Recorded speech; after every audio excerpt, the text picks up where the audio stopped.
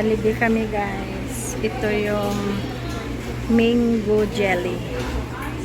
It's mango jelly. That's a burger. Fries, pineapple juice, and that's tuto. Say hi. Yeah. This is hot dog. Hot dog, hot dog. Hot dog siya yan. Ready, go. Happy birthday, Bo Bo. birthday, Bo Bo. Happy birthday. Happy birthday, Bo Bo. Hip hip, hooray. Hip hip, hooray. Good morning, guys. So today is Saturday. Another day tayo in Philippines. Naglalagay ako ng Zonrox sa sink. So the night before, as you know, naglilinis na tayo ng bahay. So in the morning, ayaw namin na yung very trafficy ang bahay. So dapat wala tayong traffic sa bahay sa umaga. Naguguluhan si daddy kasi natutulog. So quiet lang tayo maglinis ng bahay. So may leftover tayo na ganito. Mga gulay. Guys, binigay ng friend namin ito. Binigay niya. Ayan. So thank you Anne for doing this. Nagbibenta siya guys ng isda. Tapos mga vegetables, mga ganyan. So, bumibili kami sa kanya. Tapos, nagbibigay siya sa amin ng ganyan. What's going on? Let's have a look. Nagbibigay siya ng mga veggies. Parang may tao guys. Come on, camera. Aray. Ay, agoy. What is that?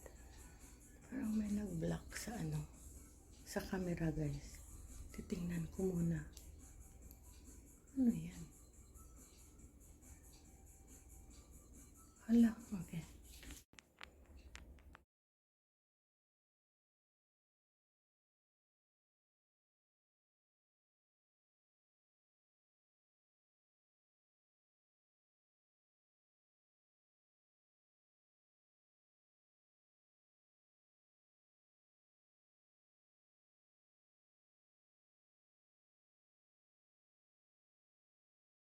Okay guys, good morning again. Welcome to our life in Bacolod City. So, as you can see sa ating video guys, tapos na tayo maglinis ng bahay. Nag-end up ako guys na mag-mop at saka mag-sweep. Kasi, parang, nung naglinis ako, nalimutan ko na okay na. So, naglinis ulit ako. Nalimutan ko na. I don't need to do it. Binalik-balik ko na naman guys. Oh my God. So anyway, okay na yan. That's clean already. Yun ang trabaho na hindi ko na dapat gawin. Pero ginawa ko siya. So ayan, gumagawa ko ng paperwork. Ayun. Para sa shop. Ayun. Tapos, anuhin ko na lang ito. Tatapusin. Yan. Diyan na lang muna yan. And then tatapusin natin a bit later. Ang init sa labas guys. Pinapawisan ako. Mabuti dito may aircon.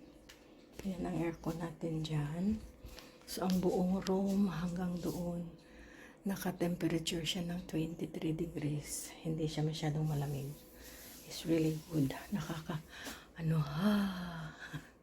Ganun ba? Ayan. So, okay.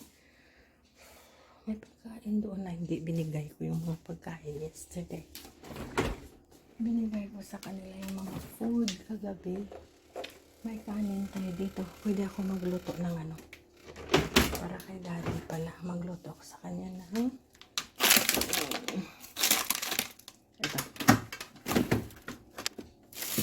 Ito guys, magluto tayo ng anong tawag?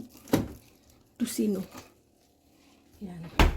Yung binibili ko yung malalaki, tag 1 kilo. And then hinahati-hati ko lang for 1/4 each. Tapos yan. Pwede na yan sa amin ni Dad. Mag-sandwich siya. Ayan. Tapos sulutin ko na maya. Ay, tulog pa siya. Sabihin ko sa kanya may linuto ako na para na makakain siya. So, bakit ako nakatingin doon? Ay, oo, kulang pala yung natin. Guys, ang gaganda ng mga decor natin, oh. Naka-orange tayo. Ayan. Ito, i-arrange ko to guys. Ipamigay ko na to yung mga iba kong container kasi hindi na sila magkasya. So, may gagawin na naman ako. Gawin ko na naman yan. Akala ko tapos na ako, guys. Hindi pa pala. So, okay lang. Hindi na ako magluto ng kanin. Kagabi green na green siya. Ngayon, nag-yellow. Gusto kong magluto nito, guys. Mga 2 siguro. Tapos, hati-hatiin kong ganyan. Ay, nandyan pala yung corn na hinahanap ko. So, magluto tayo ng saging, no? Ito tayong saging. That's a good idea. Let's do that.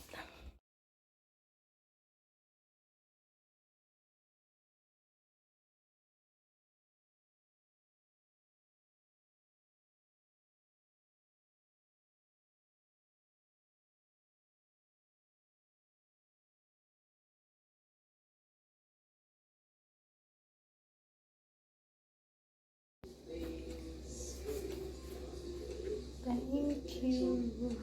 Super blue.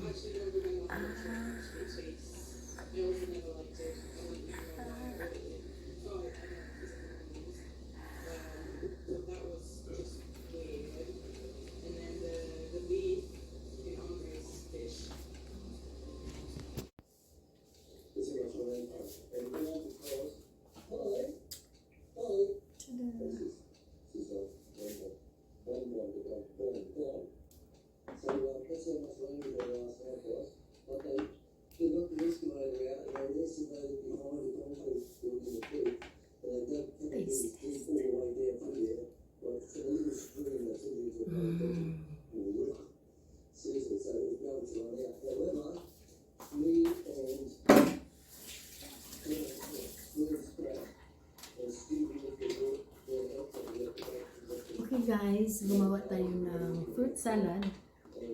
Maglagay tayo ng fruit salad, kaong, at saka cream. And cream din sana. Super, super yummy. Now, we'll put this in the fridge and Daddy can eat it.